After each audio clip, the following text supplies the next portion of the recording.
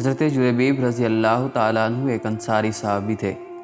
نہ مالدار تھے، نہ کسی معروف خاندان سے تعلق تھا، صاحب منصب بھی نہ تھے، رشتہ داروں کی تعداد بھی زیادہ نہ تھی، رنگ بھی سانولا تھا، لیکن اللہ کے رسول صلی اللہ علیہ وسلم کی محبت سے سرشار تھے۔ بھوک کی حالت میں پھٹے پرانے کپڑے پہنے اللہ کے رسول صلی اللہ علیہ وسلم کی خدمت میں حاضر ہوتے، علم سیکھتے اور صحبت سے فیضیاب ہوتے۔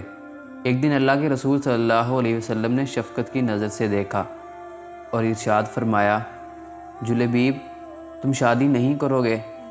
حضرت جلیبیب رضی اللہ تعالیٰ عنہ نے عرض کیا، اللہ کے رسول صلی اللہ علیہ وسلم مجھ جیسے آدمی سے بھلا کون شادی کرے گا؟ آپ صلی اللہ علیہ وسلم نے پھر فرمایا، جلیبیب تم شادی نہیں کرو گے؟ اور وہ جواباً عرض گزار ہوئے کہ اللہ کے رسول صلی اللہ علیہ وسلم بھلا مجھ سے شادی کون کرے گا؟ نہ مال نہ جاہ و جلال۔ آپ صلی اللہ علیہ وسلم نے تیسری مرتبہ بھی ارشاد فرمایا، جلیبیب تم شادی نہیں کرو گے؟ جواب میں انہوں نے پھر وہی کہا، اللہ کے رسول صلی اللہ علیہ وسلم مجھ سے شادی کون کرے گا؟ کوئی منصب نہیں، میری شکل بھی اچھی نہیں، نہ ہی میرا خاندان بڑا ہے اور نہ مال و دولت رکھتا ہوں۔ اللہ کے رسول صلی اللہ علیہ وسلم نے ارشاد فرمایا، فلاں انصاری کے گھر جاؤ اور ان سے کہو کہ اللہ کے رسول صلی اللہ علیہ وسلم تمہیں سلام کہہ رہے ہیں اور فرما رہے ہیں کہ اپنی بیٹی سے میری شادی کر دو۔ حضرت جلیبیب رضی اللہ تعالیٰ عنہ خوشی خوشی اس انصاری کے گھر گئے اور دروازے پر دستک دی۔ گھر والوں نے پوچھا کون؟ کہا جلیبیب گھر کا مالک باہر آیا۔ حضرت جلیبیب رضی اللہ تعالیٰ عنہ کھڑے تھے۔ پوچھا کیا چاہتے ہو؟ کدھر سے آئے ہو؟ کہا اللہ کے رسول صلی اللہ علیہ وسلم نے تمہیں سلام بھجوایا ہے۔ یہ سننے کی دیر تھی کہ گھر میں خوشی کی لہر دوڑ گئی۔ اللہ کے رسول صلی اللہ علیہ وسلم نے ہمیں سلام کا پیغام بھجوایا ہے۔ ارے یہ تو بہت ہی خوش بختی کا مقام ہے کہ ہمیں اللہ کے رسول صلی اللہ علیہ وسلم نے سلام کہلا بھیجا ہے۔ حضرت جلیبیب رضی اللہ تعالیٰ عنہ کہنے لگے، آگے بھی سنو، اللہ کے رسول صلی اللہ علیہ وسلم نے تمہیں حکم دیا ہے کہ اپنی بیٹی کی شادی مجھ سے کر دو۔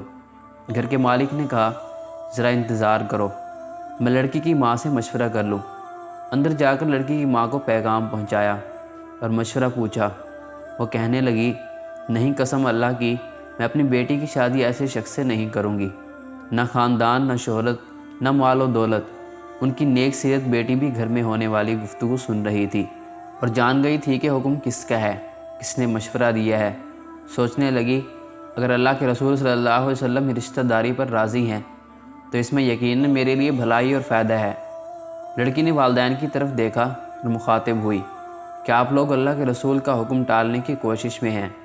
مجھے اللہ کے رسول صلی اللہ علیہ وسلم کے سپرد کر دیں، وہ اپنی مرضی کے مطابق جہاں چاہیں میری شادی کر دے، کیونکہ وہ ہرگز مجھے ضائع نہیں ہونے دیں گے۔ پھر لڑکی نے اللہ تعالیٰ کے اس فرمان کی تلاوت کی، اور دیکھو کسی مومن مرد و عورت کو اللہ اور اس کے رسول صلی اللہ علیہ وسلم کے فیصلے کے بعد اپنے امور میں کوئی اختیار باقی نہیں رہتا۔ لڑکی کا والد اللہ کے رسول صلی اللہ علیہ وسلم کی خدمت میں حاضر ہوا اور عرض کی، اللہ کے رسول صلی اللہ علیہ وسلم آپ کا حکم سر آنکھوں پر، آپ کا مشورہ، آپ کا حکم قبول ہے، میں شادی کے لیے راضی ہوں۔ جب رسول اکرم صلی اللہ علیہ وسلم کو اس کے پاکیزہ جواب کی خبر ہوئی تو آپ صلی اللہ علیہ وسلم نے اس کے حق میں یہ دعا فرمائی، اے اللہ اس بچی پر خیر اور بھلائی کے دروازے کھول دے اور اس کی زندگی و مشقت و پریشانی سے دور رکھ۔ پھر حضرت جلیبیب رضی اللہ تعالیٰ عنہ کے ساتھ اس کی شادی ہو گئی۔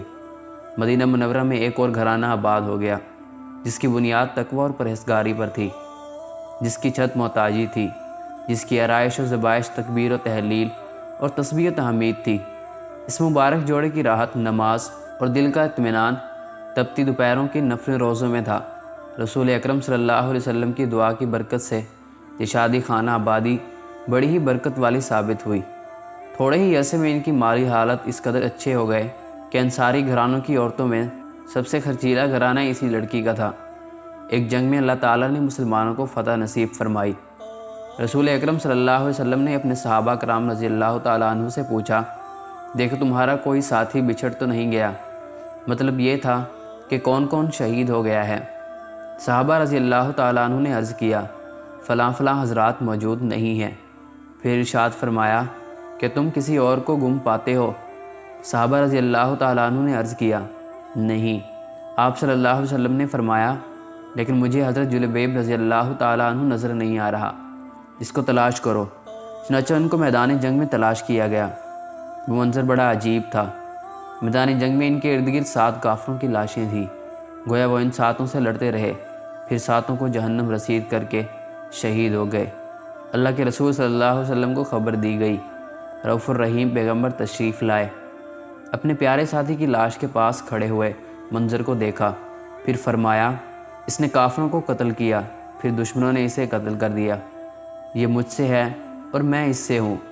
پھر آپ صلی اللہ علیہ وسلم نے اپنے پیارے ساتھی کو اپنے ہاتھوں میں اٹھایا، اور شان یہ تھی کہ اکیلے ہی اس کو اٹھایا ہوا تھا۔ صرف آپ صلی اللہ علیہ وسلم کو دونوں بازوؤں کا سہارا ایسے ہی میسر تھا۔ حضرت جلیبیب رضی اللہ تعالیٰ عنہ کے لیے قبر کھودی گئی، پھر نبی اکرم صلی اللہ علیہ وسلم نے اپنے دست مبارک سے انہیں قبر میں رکھا۔